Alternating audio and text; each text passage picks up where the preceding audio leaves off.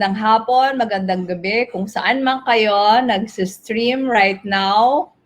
I really wish you a very, very good Thursday. Ito na po ang ating Thursday.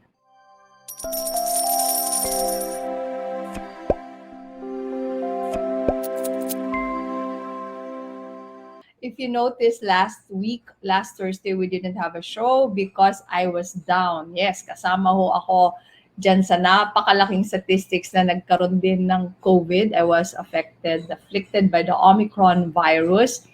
But thank God, mild symptoms lang at gumaling naman po agad. Maraming salamat sa lahat na nagpadala ng mga get well messages, gifts, and offer to help. Alam nyo, you will never know the importance of that expression of compassion, care, until you are the one really receiving it. So, ang suggestion ko sa inyo, if you have any family members, friends who are undergoing anything, kahit na hindi COVID, anumang sakit o suffering, you just reach out to them, kahit konting hello lang. That would really mean so much. And also last week, our company, IFE Management Advisors Inc., we held our parang 2022 prospects. So I don't know if any of you have already read it. Ang tawag namin doon ay, pakita natin yung poster natin, Ready, Set, Goals. So hello, marami na tayong mga viewers. We have 1,300 on Kumu. Meron din tayo dito sa Facebook. Hello to Rio Iwagishi. Sabi niya, hello everyone, ang ganda naman ng topic for this week. Actually, topics tayo for this week. Itong ating guest for today kasi, kaibigan ko to eh. Ang tagal ko na siyang gustong maging guest. Pero somehow, laging nagkakaroon ng conflict sa schedule. And then finally, eto na, natuloy na. Kaya nagpatong-patong na yung mga gusto namin. Gusto kong pag-usapan namin. Ang daming, tatlo yung main topics natin ngayon. Merong isa dyan about COVID kasi na-affect din yung family niya. Goal setting and of course, syempre, importante na pag-usapan natin about property investment because our guest for today is none other than property guru Carl D. Let's all welcome Carl D. Woohoo! Hi, Carl! Hello everybody in Kumu and StreamYard and also Knowledge Channel. Hello, Miss FQ Mom. How are you, Rose? I'm good. I'm still going back to 100%. Hindi pa talaga. Pero eto na, nandito na tayo. So let's make the most out of it. Fantastic. So I saw you from 2 lines to 1 line. Ikaw, kumusta ka na? Kumusta na ang iyong pamilya? Ayun naman, as you mentioned also, tayo rin ay nabinisita rin tayo ni Omicron sa ating bahay. But you know what, Rose? Kumbaga sabi nga nila there's a silver lining in everything, no? So sa tama ka, Rose, na as you experience it, you become more understanding of what the other people are going through. Kaya kung meron man, ako ay naging more empathic towards what's happening to other people out there. Yeah, Nung binisita tayo ni Omicron.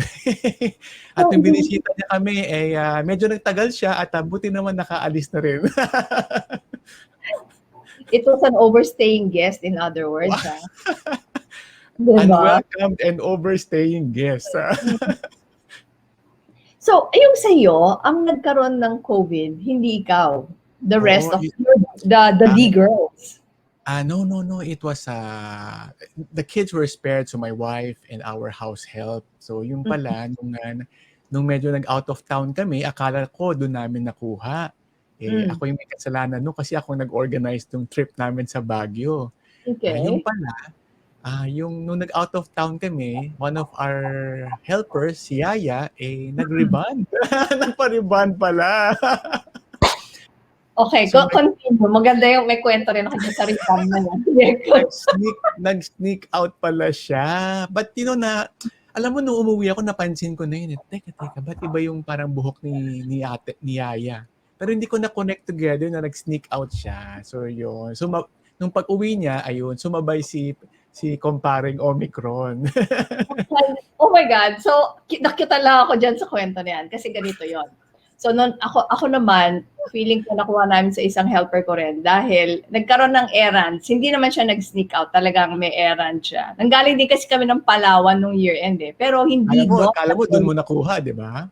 parang mag-iisip ka, pero pag nagbilang ka, hindi eh. Hindi. Tapos I had a son who had to also have a test prior to nung nagkasakit ako. At okay siya.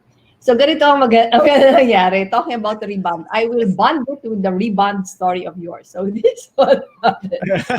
So, siyempre, nag-ano pa rin kami, teleconsult, the usual, binigay ulit yung mga protocol sa amin. Part of that is to refrain from eating muna meat. So gulay-gulay. Ngayon, nung nag-order na, online na kasi kami mag-order ng gulay simula nung pandemic eh. Meron kaming pinag-orderan ng gulay, tapos ibibigay niya yung total. Tapos, pipick upin na, naka-ready na. Wala na masyadong contact. Ilalagay sa truck, ibibigay yung Gcash, ganyan. Nag-text si Marvin na ito na yung order na gulay. Tapos sabi, ay sir, sorry po, hindi po kami makakapag ngayon. Wala po kaming benta ngayon, sarado po ang tindahan. So nag-worry si Marvin, sabi niya, ay bakit? Nagkasakit na rin ba kayo? Wala po kasi kaming tindera, sabi niya. Ay bakit nagkasakit din ba sila? Tapos sabi, hindi po, nagpa-rebound lang ang mga tindera. Hiwagang rebound. Even if this one will not be able to give me my needed dose of vegetables, it gave me that needed dose of laughter. Kasi parado ang tindahan na nagpa-rebound ang mga tindera, di ba? Maayos. Rebound is life. Talagang mahaba ang buhok. Anyway, sige. So, let's go naman to the discussion about goal setting. Kasi kahit na medyo nakailang araw na tayo ng January, we're now on our 20th day of the year. Medyo bago pa, no? So, tell us about your experience, paano kayo nag-umpisa, para maengganyo rin natin yung mga ibang pamilya na nanonood dyan.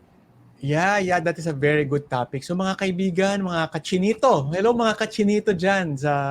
If you're a family, if hindi nyo ginagawa to, okay lang. It's easy to hop on and just make a start. So natuto kami mag-goal setting ng family namin through the family of the Fausto family. Siguro matagal na to, ilang years ago, nakita ko sa YouTube nila, uy, gumagawa sila ng family goal setting. At sabi nga nila Rose doon and ni Marvin, ginagawa natin ng goal setting sa office, di ba? Sa business. But sa family, wala tayong goal setting. So yun yung nung nakita ko yung video nila Rose, na-realize ko na, oo nga, masubukan nga. So sinubukan nga namin and we've been doing it for like many years now. And we also did our goal setting na for this year. Doon kayo sa Baguio? Dapat sa Baguio, but sobrang nag-enjoy at na-stuck sa traffic. So medyo naubusan kami ng oras. Kaya nangyari sa bahay na lang. Okay lang ba kami nag-goal setting? Pag-uwi. So yun nga, mga kachinito out there, goal setting is so much fun. My kids pala sila Rose kasi malalaki na yung mga kids niya. Mga little men na. Kami naman 13 years old, 12 at isang 8. All girls po kami. Sila. All girls. All girls po kami. Tapos sasabihin ko, ako all boys po kami. Oo nga, all boys naman kayo. So talagang tayo, similar. So maganda, alam mo, sometimes they would complain, I don't want to do this, daddy, ayoko, mas gusto ko manood ng Netflix. Pero nung ginagawa na nila, nai-enjoy naman nila. So quick share ko lang, Rose, how they do it. So kami, simple lang, murang-mura lang. Illustration board sa National Bookstore. Sabi mo lang murang-mura lang, para ka nagbebenta. Murang-mura lang to. Buy one, take one po ngayon. Okay. Click na lang yung live at pakisabi mine. Illustration board lang ang kailangan at color, mga pentel pens, and siguro make it more special na kunyari mag-order tayo ng pizza after the goal setting. So it becomes like an event. What do you think, Rose? Kung may budget, di ba? Kung may budget, pwedeng pumunta sa isang lugar na hindi nyo pa napupuntahan. Tapos para mag-enjoy kayo, pero may goal setting session na isisingit. Sige, tuloy mo, Carly. I agree. So this year, tama si Rose nung unang panahon, nung wala pa si paring COVID, ayan, pinag-iipunan namin yan. Yearly, by December, we would go out on a trip. So the last trip that we had na nag-goal setting kami is Singapore. So ina-share ko kay Rose yun. And then ngayon, sa Baguio or sa bahay, ganun. Yeah. Yun, illustration board. Kami pala, share ko na rin sa mga followers here is, our format, i-guide ko kayo. Our format is illustration board, maliit lang, 1/4. The first chapter is, what are you grateful for last year? Yes. What are you grateful for? So Ganda kasi, na. instead of what are your achievements, dati kasi what are your achievements, but we feel na, teka lang, masyadong makasarili. So, what are you grateful to God for? Ayun, nag-iba yung perspective, di ba? So, you become more grateful. So, susulat na sila, what are you grateful for? So, as they write it, tayo rin as parents, magsusulat din tayo. And then, marirealize mo na, wow, grabe pala, no? Dami palang good na nangyari. And it will change your whole physiology, di ba, Rose? Yes. Ang ganda niyan, what are you grateful for? Because now focuses on the things that you received. Parang hindi ka masyadong ang yabang-yabang mo. Tapos hindi rin masyadong nakafocus dun sa mga, ay, ito lang ang na-check ko na goal, ang dami kong hindi, no? So, when you say, what am I grateful for? It really changes the perspective, the mindset. Yes, exactly. And then tayo rin as the parents, nag-iiba rin, nagiging more positive din tayo. Alam mo naman, sabi nga nila, di ba? Sabi rin ni Brother Bo Sanchez din yun, kahapon lang, sabi niya, gratefulness talaga. Kasi hindi daw pwede magsabay ang pagiging grateful at disappointment or anxious. Depression. That's correct. Alam mo, Rose, if there's one thing talaga over this past, ilang years na ba itong pandemic? Itong 5 years na pandemic. Hindi ko na alam kung ano ang regular life, no? Parang ito na yung normal, di ba? Yeah. Oo, naka-necklace na nga yung aking mask para hindi na nawawala. May necklace na siya.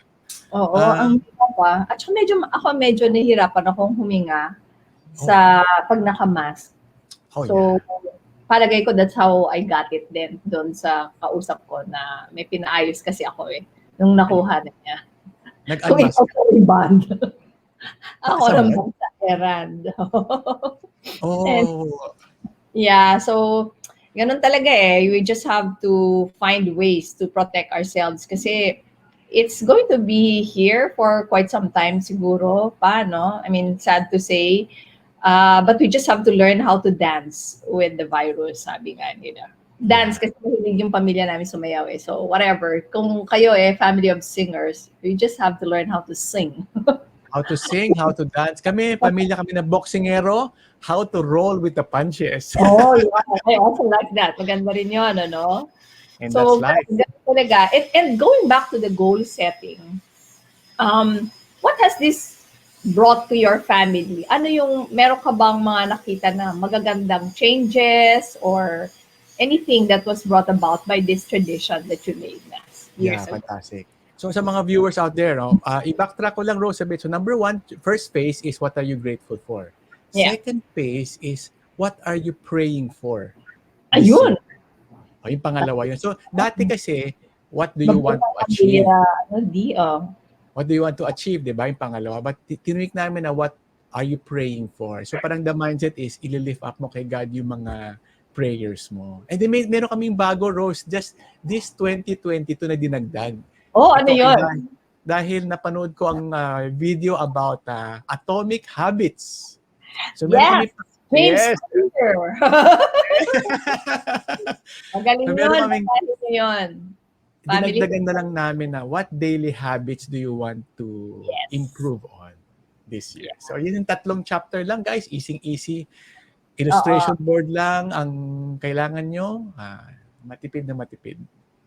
To those of you who also want to get a copy of our family template, you can write to fqteam@fqmom.com. Yung sa amin naman, mabahagi ko rin sa kanila, Carlo. We start with the core values. So para bang, ano ba yung klaseng tao gusto kong maging? And then we state it in a present tense, parang kiniklaim na namin. And then we come up with 3-year goals. Kasi mga matatanda na yung anak ko mas madali na nilang mag-grasp ito. But the one for Carl is really very effective pagka yung sa mga bata. And then, syempre kasi, why 3 years? It's long enough for you to be able to complete a project, but short enough para hindi ka naman masyadong petiks-petiks na mag-procrastinate ka. And then, meron kaming 1-year checklist. So, para bang in order to achieve that 3-year goal, ito, within the year, itong, bawa ngayon, 2022, ito dapat yung check ko. Ngayon, i-connect ko dun sa Atomic Habits kasi we are also very big fans of James Clear's Atomic Habits. Nilalagyan ngayon namin, iaano mo kasi dapat talaga iba-bite size mo So, di ba, kung para ma-achieve mo itong 1-year goal mo, dapat yung mga ginagawa mo on a daily basis ay all towards that. So, we call it naman winning habits. Winning habits, yeah. So, and then, nagko-quarterly check kaming pamilya. Parang, but it just sounds very nerdy and geeky, but actually, it's just a Sunday lunch. Pagkatapos ng bawa ito, matatapos March 31, April 1, or the first Sunday after the end of the quarter. We just talk about it very briefly, very quickly lang. Nasaan na ako? Kasi maganda yung nagkakaroon ka ng milestone checking, di ba? Exactly. Kung gusto mo ma-achieve yun within the year, naka 1/4 ka na, nasan ka na. So, yun yung mga ganon. Nagkakaroon kami ng, parang we are believers kasi in design. And if you do that, if it is so designed, na yun yung pinapupuntahan mo on a daily basis, monthly basis, quarterly basis, mas mapapadali mong ma-achieve yung iyong. Love it.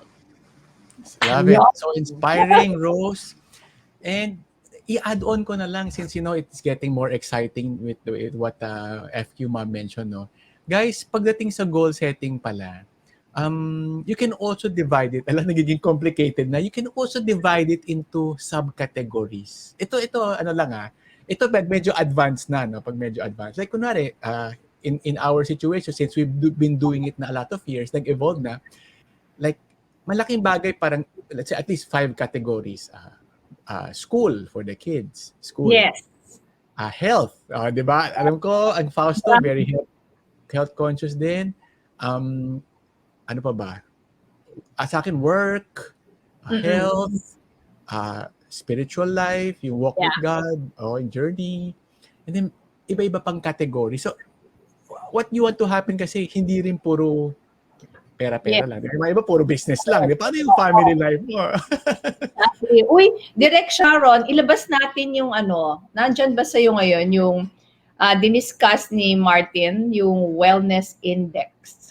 Kasi, related doon sinasabi mo ni Carl yun Yung wellness kasi, di ba, we really have to be very conscious ngayon, lalo na because of this pandemic. Ang dami sa atin na nagkakaproblema talaga sa mental health, etc., etc. So, we have this wellness index na pakita natin ngayon.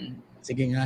Gusto ko ayan, so, it's called Well-Being Index. Ay, ang liit ng hindi makita ng lola. So, eto yan. May purpose. Tapos, nakikita mo ba, Carl? Pag naka-full screen siguro yung mga tao makikita. Pag mobile, hindi. Naka-mobile ka ba? So, akong nakikita nyo dyan. So, syempre, may financial, may body or health, tapos your tribe, and itong maliit na to? Relationship. So, lahat yan, relationship. And ako, for me, kasama dyan yung spirituality. It's your relationship with your creator. And it's good when you said that when you do your goal setting, wag lang puro sa trabaho or sa kikitain mo, no? It has to be holistic as well. So that mas maganda yung magiging buhay mo. Kung masyado kang mahilig sa investment, you can even call it your portfolio life. Kung gusto mo tawagin yung mga 5 aspects na yan. Okay? Alam mo, Rose, this is very timely Diba? Nababasa natin minsan sa Viber natin yung story of a wealthy man na nagpayaman naman siya ng nagpayaman, pagtingin niya, wala naman. The family, they are not connected to their family. So I think tamang balance lang talaga. Diba? And I mean, you can only use so much wealth in this lifetime. So Yeah. And balance lang. dapat talaga nare-remind tayo that we are really preparing then for eternal life. Ewan ko bakit dala sa kwentuhan namin over breakfast ni Marvin. We said something like, to a certain extent, if you have like a tanning ng buhay, kunyari may sakit ka, no? May konting positive yon because all you will be doing now is to put things in order and to prepare for that eternal life, di ba? Tapos sabi niya, oo, kaya daw sa heaven, sabi niya, ang dami daw doon, nagkikita-kita yung mga may cancer. And then, anong batian nila? Kasi naka-prepare eh. Di ba? Nasabihan kasi sila na you have cancer. So, all that you will do if you have that tanning in life, di ba? Yung parang nasentensyahan ka na. Mag-ano ka na, magpa-prepare ka na. Kaya sabi ko, sa heaven daw, ang dami daw nagkikita-kita yung mga may cancer kasi nakapag-prepare sila. Well, that's just to make light of something. And it's just a reminder for all of us na really, in the end, what would really matter is how you lived your life na, ito nga, iba-ibang aspeto yung buhay natin. And yung problema, kasama talaga yan eh. Kaya yung attitude din sa problema, dapat iibahin din, di ba? Uy, Rose, I want to share lang. Alam mo, I learned this from one of our pastors. Di ba, minsan naririnig natin na pagsubok sa buhay. Di ba? And it's usually used pag medyo down ka. Ay, kumusta buhay? Ito, may pagsubok ako. But I wanna share with all your viewers din, no, Rose, na alam mo ang pagsubok, dumarating din sa taong on top of his game. Yeah. And this is very important. You know, pag nakikita ko yung mga nasa YouTube, tao may kotse, sinisigawan yung isang, tao nakamotor na who was less fortunate. Yes. I remember, naalala ko na, guys, tayo pag medyo nasa top of our game tayo, binibigyan rin tayo ng pagsubok ni God by these kinds of challenges. And papasaba tayo o hindi? Are we gonna be kind? Are we gonna be compassion? So magandang reminder lang, di ba? Oo, medyo seryoso pero... Pero totoo yun. And maganda rin yan na start of the year pa lang, naaalala na natin the things that really matter. Sabi nga nila, the true character of a person, makikita mo how he deals with those who are really below him or her. Diba? No? Parang kung halimbawa ang sweet-sweet niya sa'yo, tapos kumakasigaw sa waiter, or di ba? Magandang New Year's resolution na to all our viewers. Alam nyo guys, especially as you climb up the wealth ladder, yan ang i-aim natin, to be more kinder and kinder until you reach the top. And Rose, alam mo bakit? In my work, I've met and I've had coffee with a lot of the Taipans. And grabe, ang babait talaga nila. Yung totoong mga Taipans, grabe. And I'm sure you know it, di ba, Rose? Yeah. Oo, meron tayong common na ano dyan. Na Taipan. Ang babait nila, no? Grabe, no? Yeah.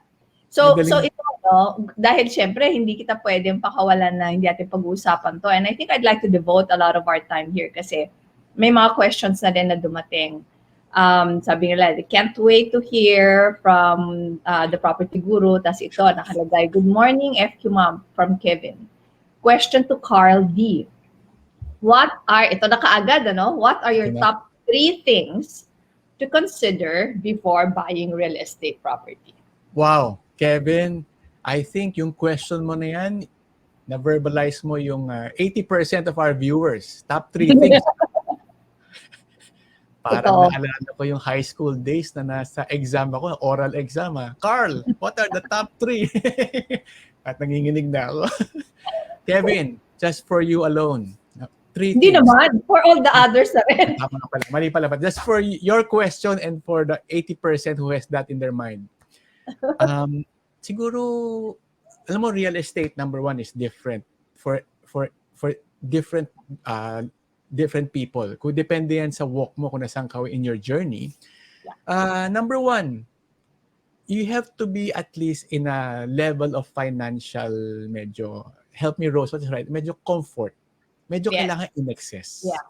Like, you know why I say that, Rose? Sometimes people come to me, Carl, medyo kulang ang budget ko, nag-short kami, pwede ba ako mag-invest sa real estate para yumaman ako? So, patay tayo dyan, malalalim, lulubog tayo lalo. Kasi ang real estate is pag medyo nakagaang-gaang ka na. So, I tell that person is, kung medyo short tayo, magsipag tayo. Let's side hustle, maghanap tayo ng 2 trabaho, 3 trabaho, weekend, and that's how you increase. Pag medyo may sobra na, we can venture into real estate. So, that's number 1. Kailangan medyo financially in Yes. excess. Number Hindi 2, pwede yung making both ends meet lang. Hindi pwede. kung making both ends meet lang, it's okay. Wag na muna mag-real estate. Wag muna, kundi mahirap. Number 2, real estate is long-term. Yun. I've had so many people come to me, Carl, in 2 years ba, magkano nakikitain natin dyan?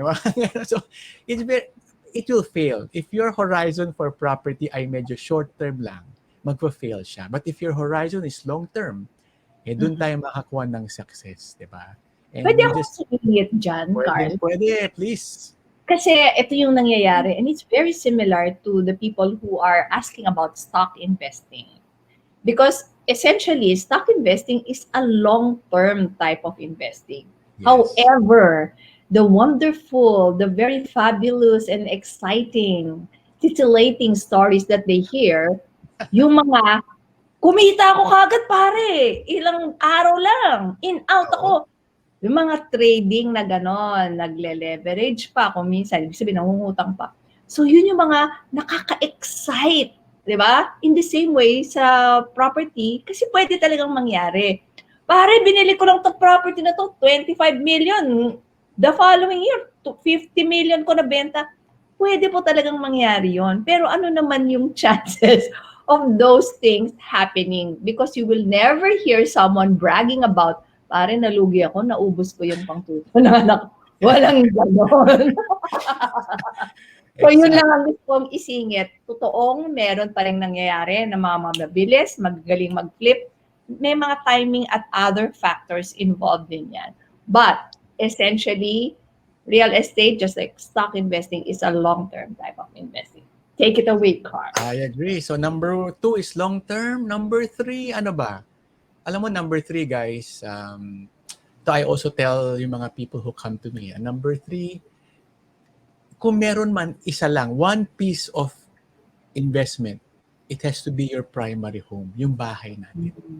Yan. You know, alam ko, some people in the internet world, they say, a house is a liability because it doesn't make money for you. Diba? Narinig natin yan.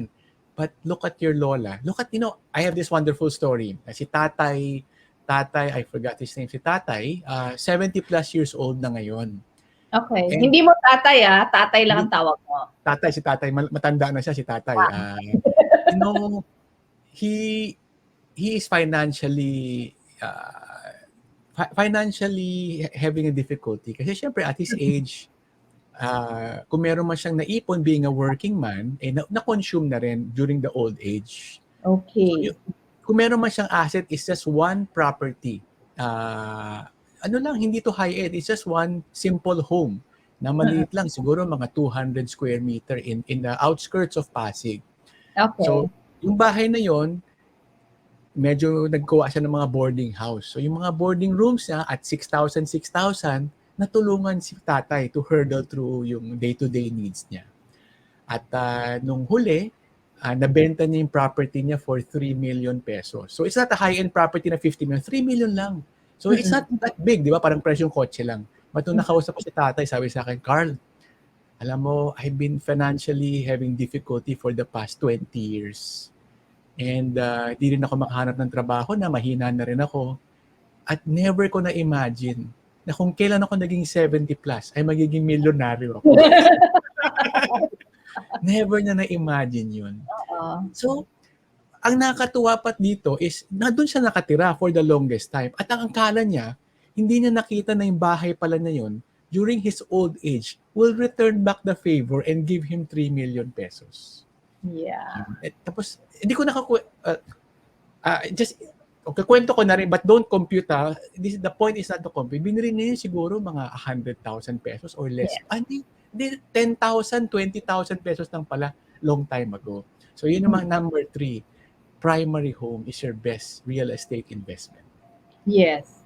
At saka kasi 'di ba, iba rin pero alam mo siguro yung mga mas bata ngayon, medyo nag-iiba na rin yung perception nila. Pero like for me, for instance, Marvin and me, parang it's such a big deal that your home, kasi that's your sanctuary eh. And you are always you feel a little bit, siyempre, secure enough na hindi kagaya nung pagka hindi mo pag-aari yung bahay mo. I mean, the decision on what to do with the property is not yours. Paano kung Ayan. gusto mo na doon mo na talaga gustong tumira, gusto mo magpalaki ng mga anak mo doon, pero sasabihin sa'yo, ay sorry I'm going to have to do something with this property. Tsapuera ka na muna. Wala kang magagawa, di ba? So, yun nga, I know what you're saying, that there's also this big debate about to own or not to own, ganyan. Alamin din natin, tama na huwag kang bibili kaagad. Ang ginagawa nila ngayon, Carl, di ba, parang they would rent a place near the property they want to buy first. Di ba, parang nagta-trial muna sila para malaman nila, dito ko ba talaga gustong tumira? Tapos tsaka nila bibilin. I agree. And Rose, siguro, Kevin, I'll give all the viewers and you a bonus. Number 4. Ito number 4, I'm gonna say it very slowly para hindi ma-misinterpret. Number 4, Rose. Alam ko maraming disagree with this, but number 4 is learn. Okay, guys, learn muna. Learn how to use bank facilities. Okay. Diba? Learn muna, guys. Huwag mo nang tatalon, ha? Learn how to use bank facilities. Just to expound. I would have friends who are renting and they come to me, Carl, nag-rent ako dito, 35,000, 25,000 naman. Sabi ko, ba't ayaw mo na lang bumili? Takot ako sa interest eh. Ayaw ko ng interest. Sabi ko, pero after 20 years, yung 35,000 mo goes nowhere. Pero yung 35,000 mo na inutang mo, after 20 years, sa'yo na yung property. Kung ano man yung interest, it doesn't matter. Diba? Kasi konti-konti mo naman binayaran. So, yung ganung realization. So, I also want to share na kung nag-rent lang kayo ngayon kasi takot kayo sa bank loan, medyo mag-learn din kayo. Because there's also an opportunity with loaning from the bank versus renting. Yun. And I think that's very much related to this other question, ano. Sabi, question for Carl, I hear people earning a lot in real estate, build and sell, or buy, renovate, and sell houses. What are the things of primary importance to consider, and what are the risks that we need to watch out for this kind of projects? So, di ba, ako naririnig ko rin yan madalas eh. And it really excites you. Na parang kung minsan, bakit nga ba hindi yung git? Napapaganon din ako eh. Yung bang nabili at this price, tapos kung minsan naka-leverage pa, yung sinabi mo, yung bank loan.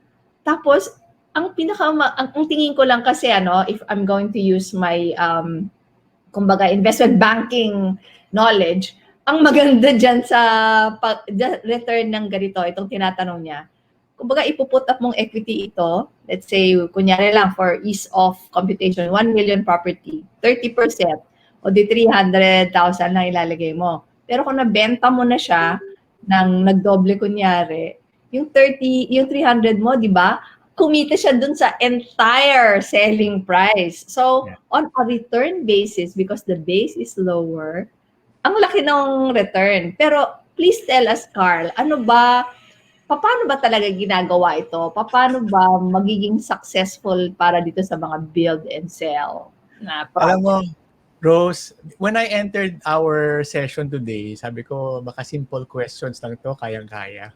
I didn't expect na it will be these kinds of difficult question. No? But ito unprepared to Rose, but if I may, can I share, I have a 10-week workshop na recorded na. Please. Okay. Alam mo, hindi ko naisip na i-share to pero since ang lalalim ng question na hindi ko kaya i-answer in 10 minutes, 30 minutes. Guys, okay. I have this 10-week workshop online course na ginawa ko last year with ESME. ESME is like an online platform. I don't know the exact address anymore, but i-google nyo na lang. Carl D. Real Estate Workshop, ESME. And nirecord ko lahat ng mga tanong nyo. Pero 10 sessions. So we have 1 hour all about leverage. 1 hour all about build and sell. Yung question kanina. 1 hour all about. Then may case study kami. But you know what, guys? The most important you need to pick up there is what to avoid and what to watch out for. Sabi Yun. ko, diba? Marami Oo. na dyan nagsasabi how good it is.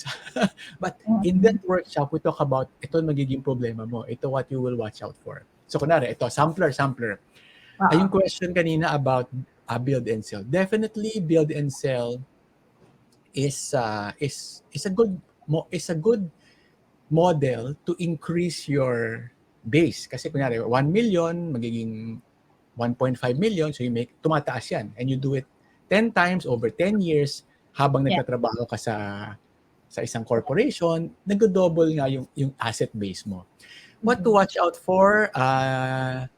Number one, it's like if I'm opening a restaurant, yung kabila is a chef opening a restaurant, mahirapan ako kasi wala akong background about food.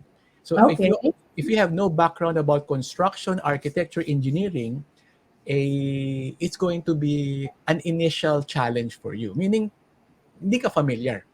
But you will get used to it, no? And then number two, so number one is, kailangan medyo familiar ka. You will, number one yun, architect ka, you're engineer. Number two will be costing. Sabi ko nga sa build and sell you will never win if ang kalaban mo ay engineer, siya na rin ang contractor at meron siyang hardware store. Tayo, we are a banker. Ibang-iba yung costing natin plus the efficiency. But not to discourage you, but just to let the people know na that's what you're faced with. Diba? Yeah. And number three, I guess, is on your first project, if you don't make money, it's okay. Kasi you're learning You're learning the process. And I think, Rose, that's applicable to everything in life. Pag nagtrabaho ka muna, okay lang yung first job, mababa lang sweldo para magka-experience. But somehow sa investment or sa property build and sell, ayaw na natin ng experience only. So a lot of people are in a hurry. But if you want to do those build and sell and you're not a knowledgeable person, talagang tuition fee ang una mong project. Question. So, ano ang, just to give a patikim to our audience, normally, nasaan range ang return ng build and sell? Okay. The rule of thumb, from what I hear sa mga people who build and sell, I don't build and sell, mga kachinito. I'm an architect by education, but I'm not a fan of build and sell. It's too active for me. It's like, it's too active. We are more on the rental. Mas passive. Okay. And I tell you guys, the rental model over 20, 30 years, I think is a better model. And you would appreciate that when you're 70 years old. Kasi, I have 70-year-old clients. They're enjoying life, going on cruise ships, abroad. Kasi every first of the month, they get a certain rental income. Ubusin man nila yan. Next month, meron na naman. Ubusin na lang. Next month, meron na naman. Unlike build and sell, it's very active. But we are trained yung society natin, we are trained to be very active, to be productive. But in reality, you can be smarter than that and create more passive. So that's more where I'm. Yeah. So do you have an idea kung ano yung mga return ng build and sell and ano yung time frame normally? Very good question. Going back to that, my contractor friends who do build and sell, 30% return is the rule of thumb. 30. So kunwari, and that's over a period of time? Okay, over a period of time, let me think. It depends on the size of your project and on how fast you are able to decide. Let's say, kunwari lahat, I think a minimum of a year and a half for the whole procedure. Kasi syempre, i-drawing mo yan. But that's minimum, If I was to execute something, it would take 2 years pa. Kasi syempre, yung drawing stage, it would take time. Kami na ngayon nagre-renovate, ang tagal din tagal yung usapan muna, usap-usap, tapos COVID ba, ganyan. Tapos mag-change ka ng idea. Minsan kasi there are things that you don't see early on at lalabas So yung budget mo, kailangan may konting buffer. So it's not easy for somebody who's new kasi you still don't know the questions to ask Diba? But as Correct. you gain experience, just like life, you become better and better. So Okay. 30% So, and a minimum 1.5 year minimum. and I also like that you pointed out, syempre, dapat may, siguro kung bawa may piece of property ka, dapat meron ka siguro kapartner na may alam, ano, an architect or an engineer na, Definitely. na Definitely. yun ang magiging contribution niya. Tapos, sosyo kayo dun sa profit, something like that, That's no? also a good idea. That's also a good idea, So, especially in your early days. yeah. So, what are the things now that they have to watch out for? Kanina, you were gonna discuss that Oh, part. wow. Okay, watch out for. Of course, let's I'm gonna break it down into stages. Para lang that's how your thought process go, no? Hindi Yes. lang diretso. Number one stage will be your conceptualization stage. Lumalabas na yung pagka-architect natin. No? So guys, I just want to share.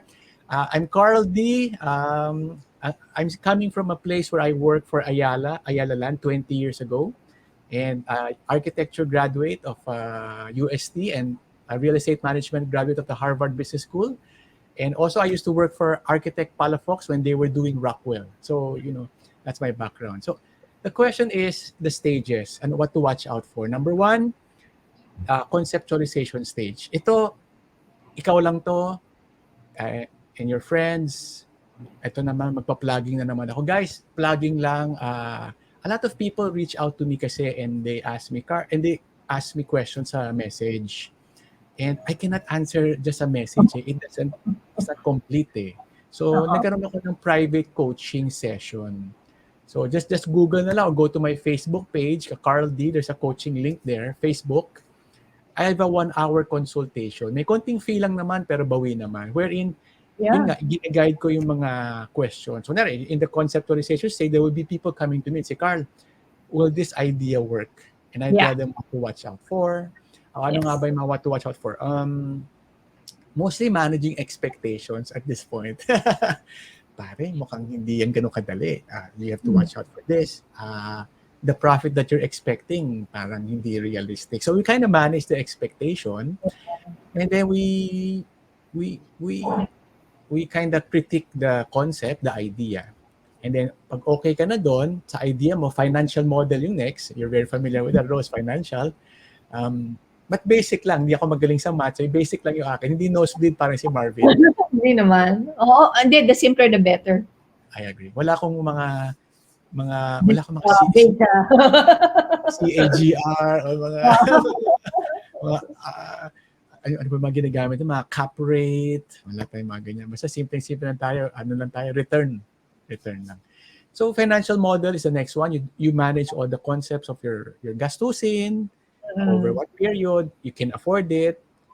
If a person comes to me na uutangin na yan, mas kinakabahan ako kasi syempre, pag inuutang na is leverage is more dangerous. By the way, commercial lang guys.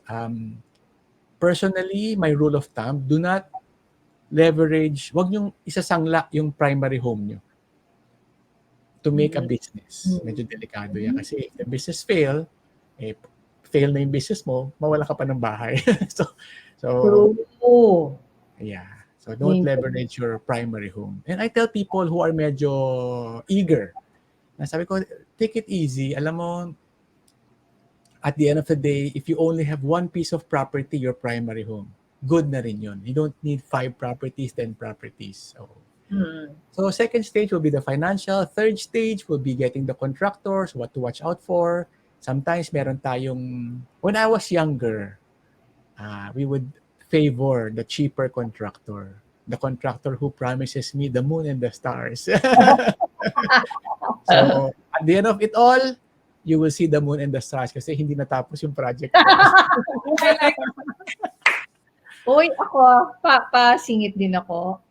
In choosing a contractor, I really go for relationships. Yung titignan ko, magkakasundo ba kami nito?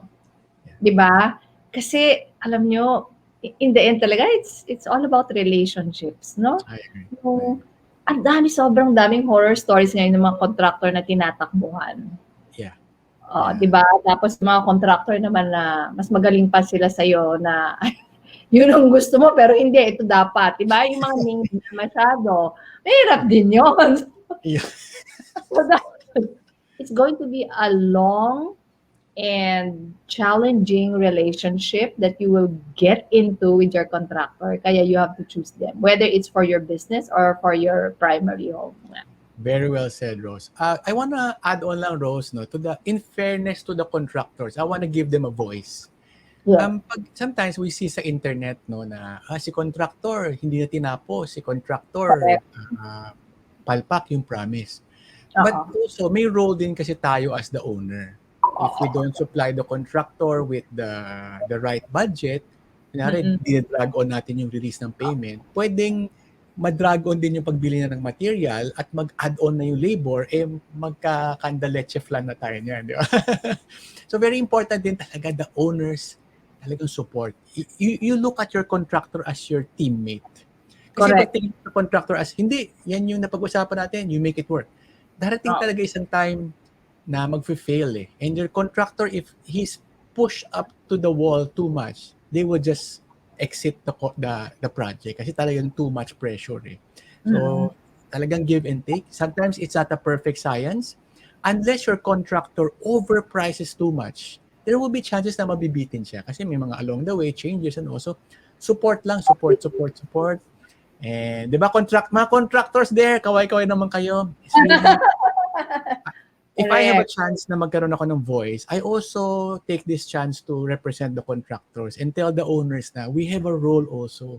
It's a team. We are a team and we have to support our contractor. Kung meron changes in the we also have to consider na yung changes na yun will entail manpower delay. Yeah. Ayan. And if we pressure our contractor too much, baka mag-fail lang yung project. I've seen people that they pressure their contractor, "Di, tapusin mo to in this time." Minsan, pag hindi talaga kaya, shortcut talaga. Kasi nga, if you put a penalty clause on your contractor and then, yung honest to goodness, good faith na hindi talaga abot, mahirapan. So, yun lang, Rose. That's a contractor part. Yeah, tama yan that you also pointed out the other side of the fence. Sabi ni Edmond Lee, galing, Lee. Sabi niya, be extensive in planning and design for the execution, the construction, to minimize the delays and costs. So, maganda yung very thorough ka daw doon sa, doon sa planning, the design. Yan. But you know what? Sige, go ahead. Add ko lang, salamat Edmond. Alam mo, I'll take this chance, Rose, if you don't mind. Edmond is a good, he's our supplier of window tints. So pag yung malalaking mga window sa bahay at nakaharap ka sa araw, the liquid tint niya yan at I can guarantee na nalilesen yung init sa bahay. Alam mo, ang hinahanap ko, yung may mga magic na yun, may isa-switch ka para hindi makikita. Ang mahal yata yun. Ganun ba? I heard. I really like natural light in our house. Hindi ka pa nakapunta sa bahay namin, ano? Gusto ko talaga the day, wala kang naka-on na ilaw. So maganda, malalaking window, ganyan, di ba? Pero sa gabi kasi, syempre, bulb ka. Kitang-kita ka. So meron na ako mga nakikita, although I don't know kung magagawa namin. Siniswitch sila, tapos nagiging opaque. Oh, yeah, meron yun. Mahal yun. Meron. Yeah, parang yung concept na is may molecule sa loob pag nakuryente. Oh, that's the science. Oo. For those who want big glass windows in their house, yun ang naman, just make sure it's not facing the afternoon sun. Yun ang naman. And then, marami ng technology ngayon to window tint it para hindi mainit sa loob. Oo. So, ayan pala si Edmond. Kapangalan niya yung COL. Si Edmond. Oo nga, si Mr. Bossing. So, pagka naman bibili ka ng first home mo, Carl, ano dapat yung ipe-prepare mo na equity mo in your experience? Ano yung magiging hindi ka masyadong mahihigpitan? Wow. Okay. So, very good, Rose. So, guys, I wanna share with you lang. Rose asked me a question about primary home. But the question is the financial aspect behind it, no? Equity. So, of course, I will be very, I will categorize it. If you can pay for it in cash, that's the best, di ba? Kasi wala ka ng obligation. But let's face it, I just need to say it out. That's the level 1. Pay it in cash, it's the best. If you cannot pay it in cash, number 2, that's where the analysis comes in. How much equity? I guess it will depend on the other side. How much loanable amount can you pay? Oh, diba? Yeah. Kasi pag masyadong mababa yung cash out mo, ang laki ng loan amount mo. Oo. Diba? And So it's not healthy eh. Kasi ang laki masyado nung tinitake on mo na utang. Nakakatakot. So grabe yung grabe no how we're going from one space to another ng real estate, no, from the That's right. business side to the rental side now to the borrowing side. So ano ba mga advice ko? Okay, people come to me say, "Carl, ilang percent ba dapat ang loanable amount ko?" Ganon. Ako, I just make it into a peso amount. How much monthly excess do you have in a month?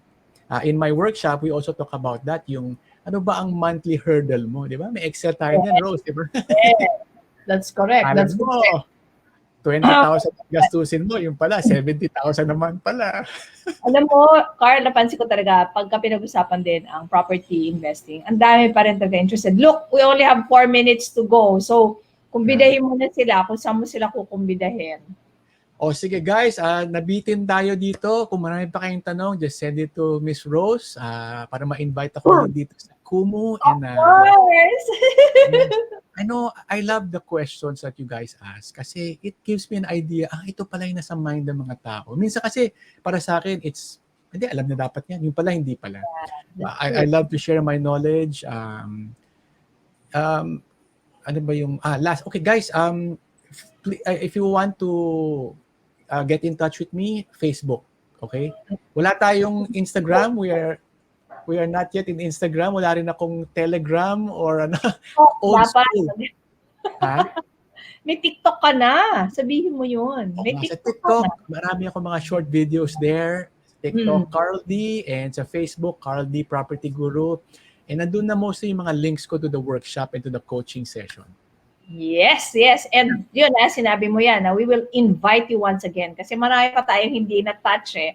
And if you want to know more about, syempre, money matters, financial quotient, please just head on to fqmom.com, grab a copy of any of the FQ books, and do follow me in my socials, FQMom, FQMom sa Instagram. Ayan, ako may Instagram card. Pero wala akong TikTok, talo mo ako doon. So Instagram, YouTube, Facebook. And of course, meron din akong podcast, article every Wednesday. At ito yung aking big thing for 2022, Carl. I'm going to teach behavioral economics at the Ateneo de Manila University, to the undergrads there. Kung meron kayong mga kakilala, nag-aaral ngayon dyan, this is going to be a fun elective subject that's going to be worth your while. And of course, if you want to talk about the elephant in the room, just go to IFE. IFE stands for Investing for Everyone. And if you want to have a career clarity, we have a workshop, brand them as a workshop on February 5. All right, in the morning. This is going to be by Brandem, by Martin Fausto. So, 2 minutes. Any other comments? May mga nagsabi dito, Carl, pahabol na tanong. Magkano daw ba charge ng architect in average? It's a percentage of the cost, ano? Yeah, yun lang. Pasensya ka na guys. I'm not familiar with how they charge. Iba-iba yata. Depende kung sikat na o hindi pa sikat. Ang maganda rin sana na pag-usapan natin, yung tungkol sa, siguro sa susunod, yung rental income, no? Oh, nako. Iba na naman yun, ha? Please tell them about your book, about yung rental property. Oo nga, guys, I totally forgot about that. Pasensya na kayo, nabisita nga tayo ni Omicron, so medyo na-distort ang ating routine.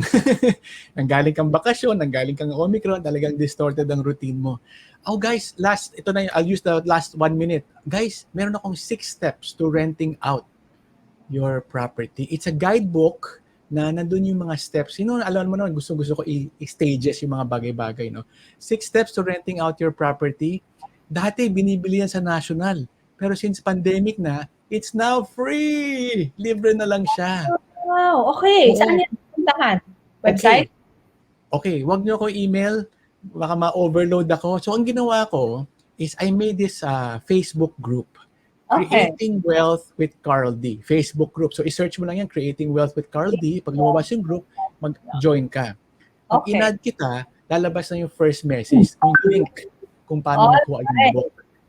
Sige, Oh, at direksyon. doon na rin- Ilagay mo yun para makuha nila kahit na wala na tayo sa Kumu kasi 11 o 12 o'clock na. Yung Creating Wealth with Carl D. Lagay natin Yes. dito sa ating Facebook page so that they can. Maraming salamat, Carl. Bitin Rose, tayo. salamat to the Fausto family. Thank you for inviting me, and to all the viewers. I really appreciate you. Sana kung magkita tayo dito sa Facebook, sa TikTok, message nyo lang ako. Hindi po ako snabero, mga kachinito.